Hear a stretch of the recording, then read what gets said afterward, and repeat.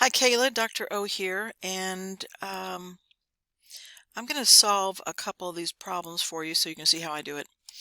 Now this is the 4 example problems, and I'm going to work on this one right here. So what we have here is a formula that says we have 4 carbons and we have 8 hydrogens, and that's going to make up our formula for our compound.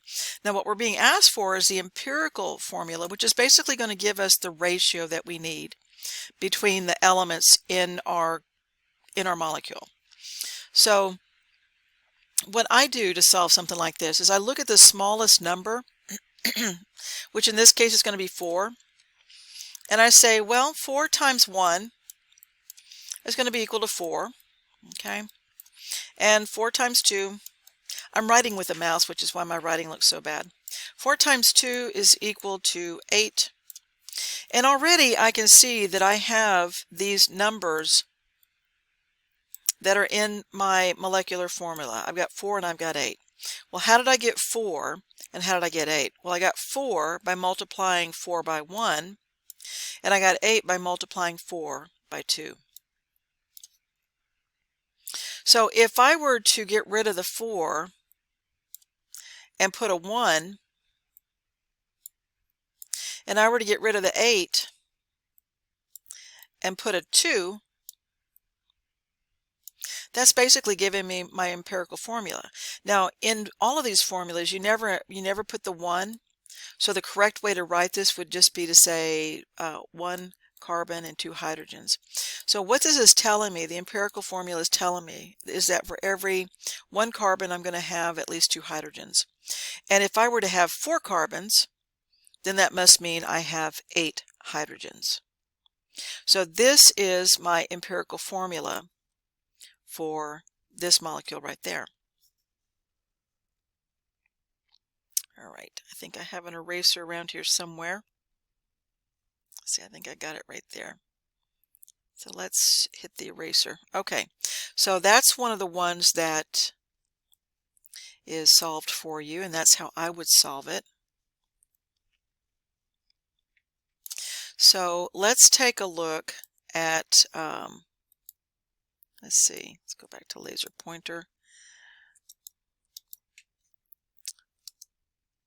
If I don't get off a laser pointer, then it won't let me, it won't let me move on. Okay, there we go. All right, these are the 4 practice problems right here. This is what I was trying to get to. So I want to solve, if I can bring my pen back. Sorry about this. There we go. I would like a different color while I'm at it, so let's do that. There we go, got a pen. All right, I'm going to solve B, because B is kind of simple. So here I have 2 mercuries and 2 chlorines. Well, I know that 2 is the smallest number that I've got, and 2 times 1 is going to give me 2. And this is the number I'm interested in. So this is my smallest number here. And then this is my number that I multiply it by to get that number. So then for mercury chloride,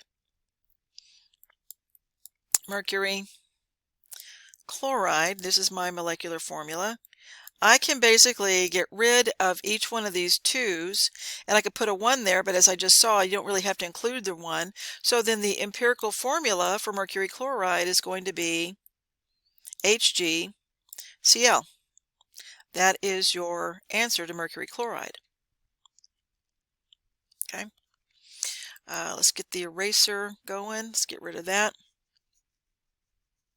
Now I'm going to work one more because I want to show you that it's not always that simple. So let's work this one, letter A. So here we have 5 carbons and we have 12 hydrogens. All right. I'm going to start off with my smallest number. 5 times 1 is going to give me 5. 5 times 2 is going to give me 10. And 5 times 3 is going to give me 15. 3. It's going to give me 15. Now you'll notice that we did not hit 12. So what that's telling me is that 5 and 12 don't really have anything in common. And I can't multiply 5 by 2 and get 12. I can't multiply it by 3 and get 12. And so for this formula right here, this molecular formula, we are looking at its empirical formula. We can't get the 5 down to 1, and we can't get the 12 down to some multiple of 5. So for our first one here, that is our empirical formula. So that's a possibility. Okay. And I will go ahead and work the last one. You might have figured it out by now. Let's go ahead and work this last one. Get rid of all of this. My little eraser. All right, so for our last one, we're being given C2 and H4 and O2. And we know that 2 times 1, because 2 is our smallest number, 2 times 1 is going to give us 2.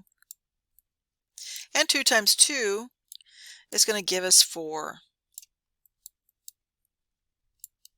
So we know that we can work with these numbers right here, and we can get rid of our 2 and put the 1 there. We can get rid of our 4 and put the 2 there. We can get rid of our 2, put the 1 there. And if we rewrite this in its empirical form, we're going to end up with being 1 carbon, 2 hydrogens, and 1 oxygen, and that will give us our empirical formula for our last compound. So with these, you have to be able to spot numbers that have some similarities to them. So you know that an even number is going to be a multiple of 2, and if you've got 2 anywhere in there, then you're probably going to come up with a pretty simple answer. So this is what we see here. This is what we see here. This is what we saw with the first one that I worked right here. And we even have the same scenario with this one right here. But sometimes there are scenarios where you're not going to find any sort of commonality with multiples or one being divisible by the other, and the molecular formula is in fact going to be the formula that you're looking at. The empirical formula is going to be the molecular formula that you're given. And when that's the case, then your answer is the answer. If we look at this problem right here, we've got 1 carbon, and we have to have at least 1 carbon. We can't reduce that 1 to anything else. So for 1 carbon and 4 chlorines, that is our empirical formula. If we had something like 2 carbons and 8 chlorines, well then now we've got something that we could work with. In fact, if we did that, we know that 2 goes into 2 1 time and 2 goes into 8 4 times, and so this would be a case where this is our molecular formula and its empirical formula would be this. But in this scenario right here, this is the molecular formula and it is also the empirical formula. So I hope that helps.